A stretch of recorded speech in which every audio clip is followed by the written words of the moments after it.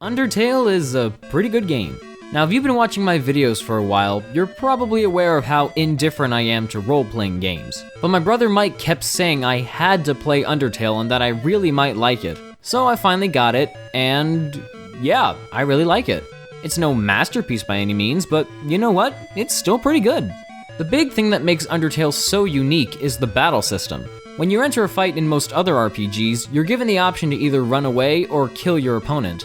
But in Undertale, you don't really need to kill anybody. In fact, you can give your enemies compliments or even pet them.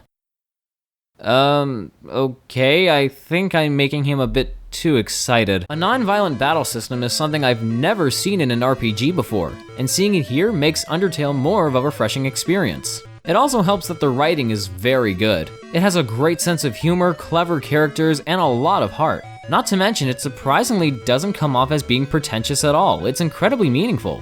But even though I enjoyed everything Undertale has to offer, I admittedly haven't beaten it all the way through. I got to the part where I met Sans and Papyrus, and then I just kinda stopped playing it. Not because I got bored, far from it. I've been meaning to get back to it since then, but for some reason, I don't feel compelled to play it again. So basically, I made this video just to give my thoughts on what I've played so far. And yes, it was good. The writing is good, the graphics are good, the music is good, and it has the most unique battle system I've ever seen in an RPG. But again, I don't feel like I really need to keep playing it. Undertale never had moments where I just felt the need to shut it off and call it a day like I do with most other RPGs. In other cases, there were just too many of those moments. But for whatever reason, nothing inside me is getting restless about being away from the game for too long. Fortunately, I don't feel a sense of disappointment either. Undertale has gotten some crazy good reception since it was released. And when going into it, I was worried that I was going to tread the same waters I did with Ocarina of Time.